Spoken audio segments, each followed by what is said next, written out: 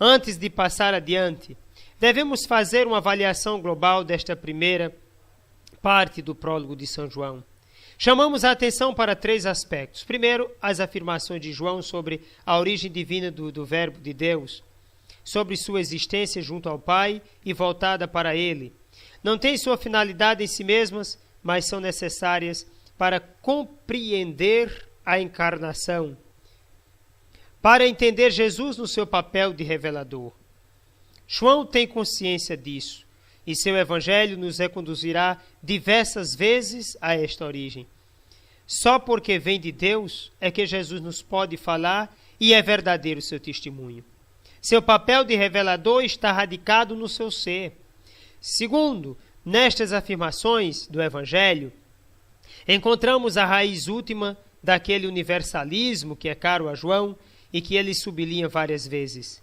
Deus deu de seu Filho amado ao mundo. O Filho do homem dá sua carne para a vida do mundo, e na cruz ele atrairá todos a si. A razão última da universalidade da revelação e de seu dom de salvação está na radical pertença de toda a história ao Logos, no qual a história encontra sua origem e projeto. O que Deus faz é enviar o Filho para que o mundo inteiro seja salvo por ele, para que todos encontrem no Filho, através do Filho, o caminho de volta para casa. Cada criatura, cada pessoa é obra das mãos de Deus e, portanto, necessita de sua graça, do seu amor e do seu poder. Um último aspecto nos deixa perceber as afirmações de João como abertura à esperança. Embora a história real possa aparecer por demais obscura, contraditória e irracional, na verdade a razão de tudo que é e vem a ser é divina e, portanto, luminosa. A presença do Logos, luz e vida, acompanha tudo o que vem à existência. Mas não é esta toda a mensagem do prólogo. A história encontra sua luz em Deus, não em si mesma. O caminho da esperança se encontra não na autonomia, mas na dependência de Deus.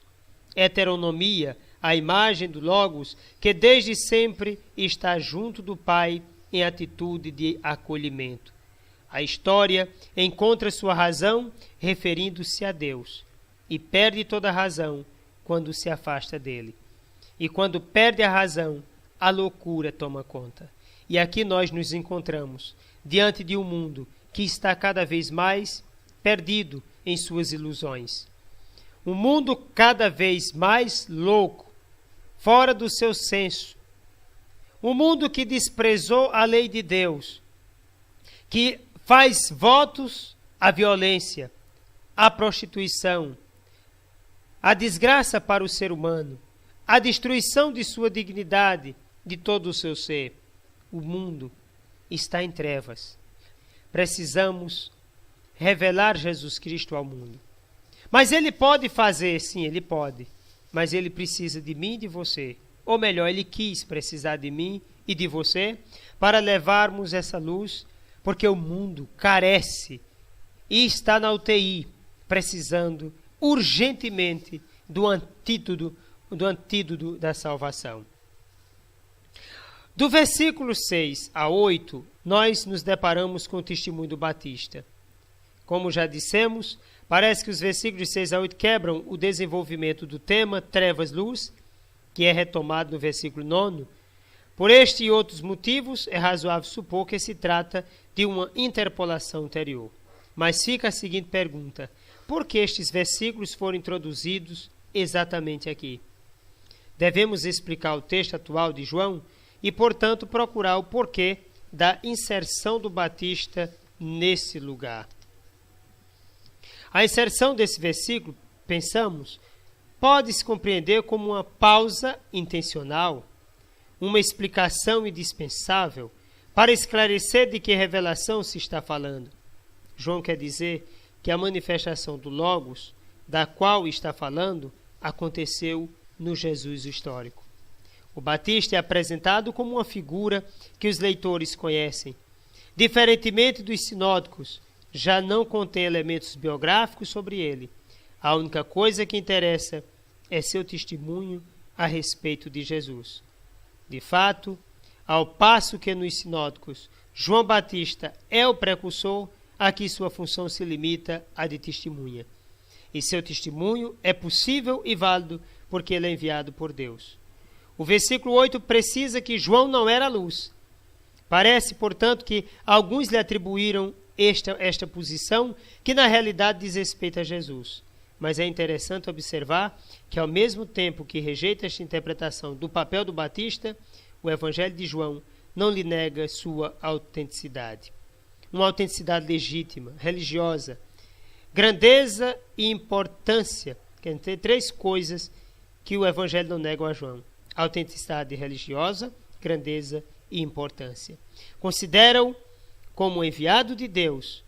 Se existe polêmica nestes versículos, ela é cautelosa e não nega as afinidades que ligam Jesus ao Batista. No versículo 9, o texto oferece uns problemas. Vindo ao mundo se refere aos homens ou ao verbo. Preferimos a segunda alternativa. A mesma expressão ocorre diversas vezes em João, sempre relativa a Jesus. Mas seja qual for a discussão sobre este texto, clara é a afirmação de uma revelação universal. João, a diferença da gnose, não conhece categorias de pessoas excluídas da revelação. Jesus Cristo é a luz verdadeira. O adjetivo indica a autenticidade e plenitude, a genuidade. Aplica-se às realidades que realizam plenamente o que seu nome exprime. Em João, o vocábulo supõe sempre alguma oposição implícita ou explícita. No capítulo 6, versículo 32, o pão verdadeiro em oposição ao maná, a verdadeira videira em oposição a Israel. No capítulo 10, o pastor verdadeiro em oposição aos líderes de Israel. Aqui a oposição é em relação ao Batista, mas pode se referir também às outras luzes em geral.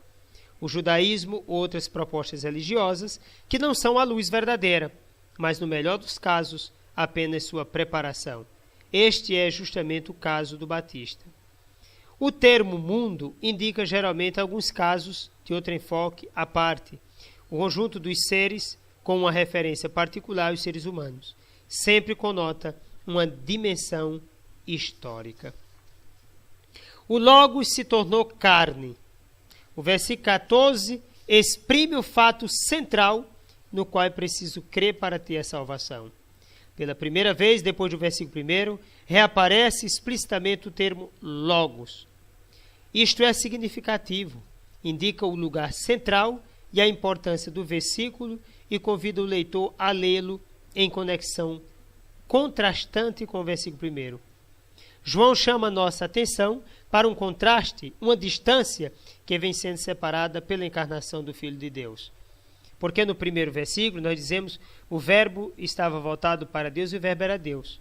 E agora diz que o verbo se fez carne, está no meio de nós. No versículo 1 afirma-se que o Logos existia, numa existência plena e divina, sem início ou mudança. Aqui, o Logos torna-se algo, assume uma existência histórica, em devir, carregada de fraqueza e impermanência. Lá o Logos estava junto de Deus, aqui no meio de nós.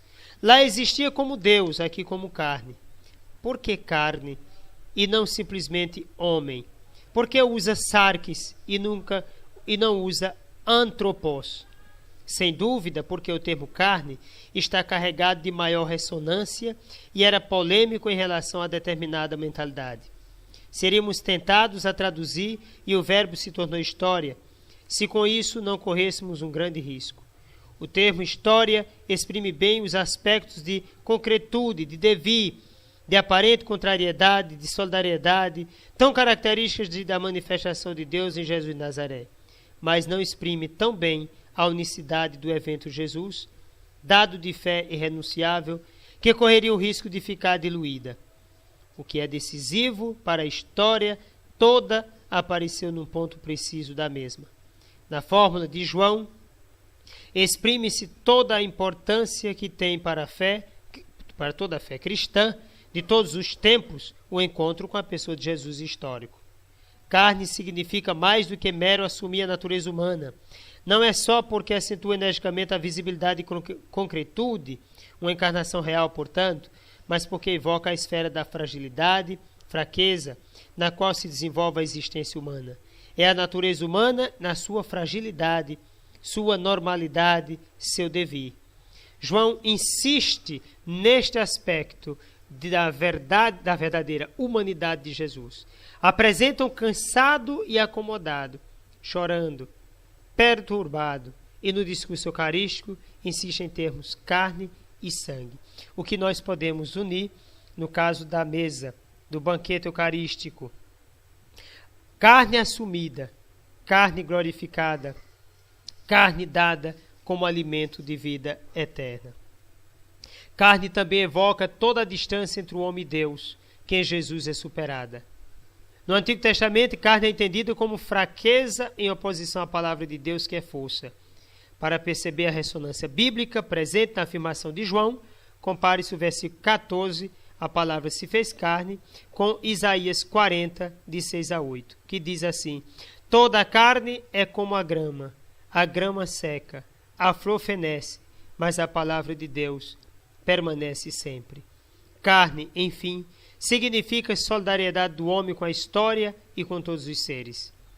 Escreve von Balthasar: carne é o homem concreto, cuja presença e aspecto são constituídos pela forma corpórea individual.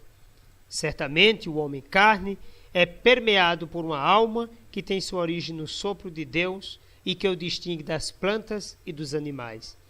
Mas não obstante, para a Bíblia, é tão carne quanto os seus companheiros na criação. Carne significa ser gerado, crescer, ter de alimentar-se, morrer. Carne significa estar inserido numa genealogia que caracteriza e determina a pessoa misteriosamente. Por isso, 2 evangelhos começam relatando a genealogia de Jesus. Nenhum ser carnal tem origem autônoma. Todos crescem no interior de uma comunidade que existe desde muito e possui em uma tradição que os educa. Nosso discurso, as nossas palavras, os nossos conselhos, as nossas ações, elas só vão produzir efeito quando nós tivermos coragem de assumir a realidade do outro. Sem assumir a realidade do outro, não há redenção para ele. Foi o que Cristo fez. O Verbo assumiu a nossa história, a nossa condição, para nos redimir, para nos dar uma vida nova, para fazer valer em nós a graça e o amor de Deus, para nos conquistar para a casa do Pai, mas não impondo, não nos matando, mas fazendo-os viver. Eu vim para que todos tenham vida, dando-nos o sentido legítimo da liberdade, porque sem uma tomada de decisão consciente, jamais conquistaremos o reino dos céus. Primeiro, o dom de Deus. Segundo, a nossa resposta. Entrando na história e assumindo-a, o Logos não cessou de ser Logos, como assegura a segunda parte do versículo 14, e vimos a sua glória. Mas a revelação nos chega em forma velada, opaca, como é a história, não numa trajetória que passa ao lado da história e na qual o divino se deixa contemplar diretamente. Em Cristo, a glória de Deus é como escondida, só os que creem a discernem. A finalidade da encarnação é expressa com uma frase tipicamente bíblica: ele pôs sua morada, sua tenda no meio de nós. No meio de nós, o mundo, os que creem. No meio de nós, o mundo, os que creem. Talvez caiba melhor o sentido geral na nossa história.